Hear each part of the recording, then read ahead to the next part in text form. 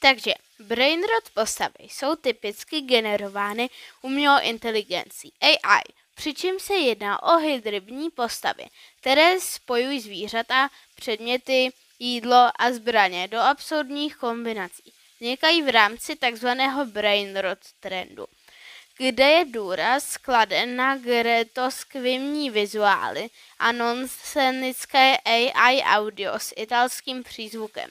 Některé z nich, jako například Tralalero Tralala, mají jména z dětských říkanek. Tyto postavy se staly populárními internetovými memy, například italský brainrot.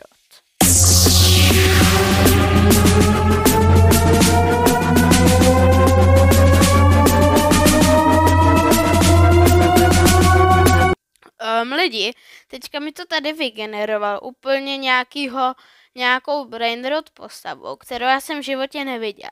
Tak mi prosím napište do komentářů, jestli takováhle existuje, nebo jestli to vytvořil prostě nějakou novou brainrot postavu.